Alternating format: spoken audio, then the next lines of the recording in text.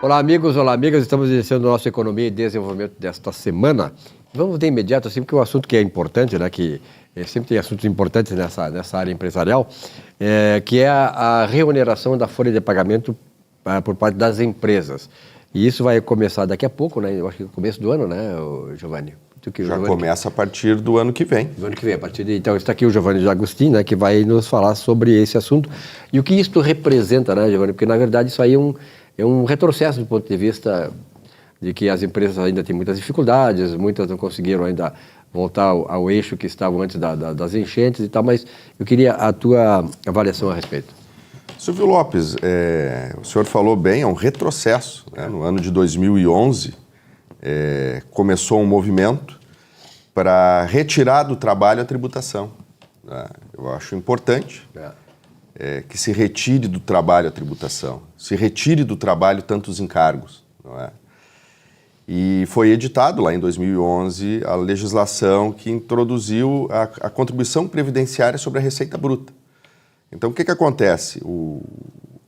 As empresas que pagavam 20% do salário dos empregados, que é a contribuição previdenciária patronal, foi deslocada para o faturamento, né?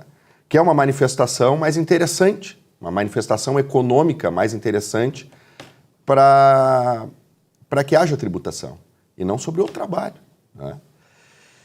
E isso, inclusive, fez parte de uma emenda constitucional, né, que autorizou esse deslocamento da tributação da folha de pagamento de salários para o faturamento.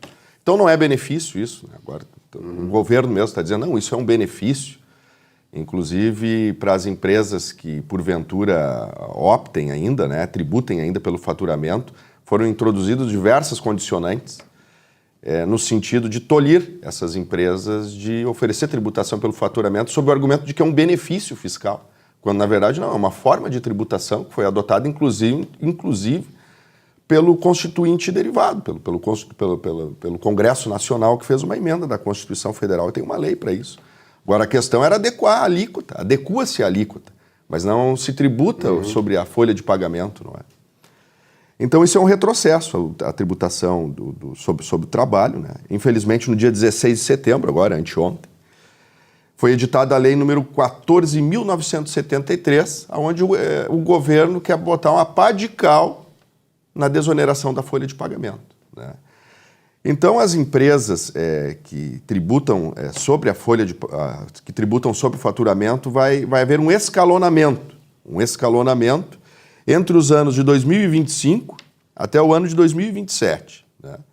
Então, o que vai acontecer? No ano de 2025, a alíquota da contribuição sobre o faturamento, ela vai ser de 80% sobre a alíquota base, que é agora. E as empresas passam a pagar 25% sobre os 20%. Parece o governante que falou isso no discurso, mas é 25% de 20%. Em 2026, então, essas empresas vão pagar menos sobre o faturamento e vão aumentar a tributação sobre a folha de pagamento de salários. Então, na proporção de 60 a 50. 2027 vai pagar menos sobre o faturamento e mais sobre a folha de salários. E a partir de 2028, então, fica extinta a contribuição previdenciária sobre a receita bruta, né? Então, eu trouxe aqui um exemplo, né? Nós temos hoje 17 setores da economia que ainda podem tributar pelo faturamento, que vai ser extinto isso na sequência. Quais são eles? O Serviço de Tecnologia da Informação, o Serviço da área de construção civil, obras de infraestrutura, serviços de call center, transportes, carnes em geral e peixe, a venda de carnes e peixe, empresas jornalísticas e de radiodifusão, vestuário usado, calçado, venda de vans e ônibus, caminhões especiais, vestuários e malhas têxteis e determinados bens de capital, né? E também o comércio de couros, né? Então eu trouxe um exemplo, que é o transporte, vamos imaginar o transporte coletivo rodoviário de passageiros. Hoje, a alíquota sobre o faturamento é de 1%. Para 2025 passa para 0,8%, e aí paga 5% sobre a mão de obra. 2026 vai pagar sobre o faturamento 0,6% e sobre a mão de obra aumenta para 10%. Em 2027, vai passar a pagar sobre o faturamento 0,4%, porém 15% sobre a mão de obra. E a partir de 2028, então, não vai ter mais a tributação pelo faturamento e vai pagar aí 20% sobre a mão de obra, então, reonerando integralmente o trabalho. E naturalmente nós vamos ter eleições em 2026, né? Então, naturalmente, nós sabemos que o Brasil hoje ele está muito dividido, tem um lado e outro lado, né? O lado 1 e o lado 2. Nós sabemos que um lado é pelo aumento da carga tributária, digamos assim, pela sofreguidão do Estado em cima do empresário. E, por outro lado, o outro lado, né, que pensa que o empresário não pode ser penalizado, porque penalizar o empresário é penalizar a sociedade. Porque o empresário que gera riqueza, paga tributo e gera emprego também. Não há possibilidade, se daqui a pouco a gente imaginar, se vem um outro governo em 2026, ele pode mudar isso também. Tem um enredo político. Esse é um enredo político, exatamente. Mas sobre esse tema, teve um enredo político, olha, que foi muito lastimável, dá para se dizer. Né? O que aconteceu? O Congresso Nacional aprovou uma lei que prorrogava a tributação sobre o faturamento, a desoneração da folha até 2027. Isso. Né?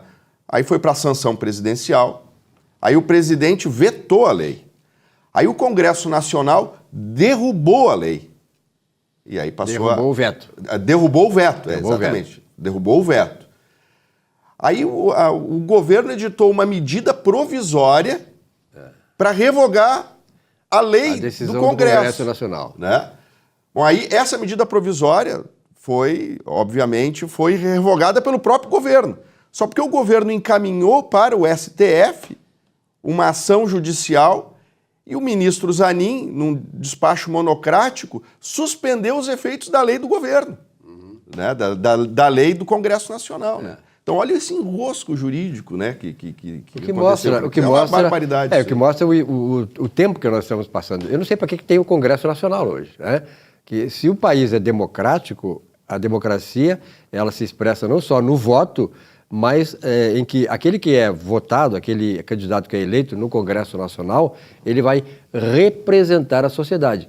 Então, esse tipo de ação do Supremo, não surpreende absolutamente nada, do Supremo é um ato ditatorial, né, que impõe, é uma medida repressiva, opressiva, de um poder que não devia estar fazendo isso, sobre aquele poder que é o mais importante dentro de um sistema econômico e político democrático. Mas, de qualquer maneira, esse é o Brasil que temos por aí.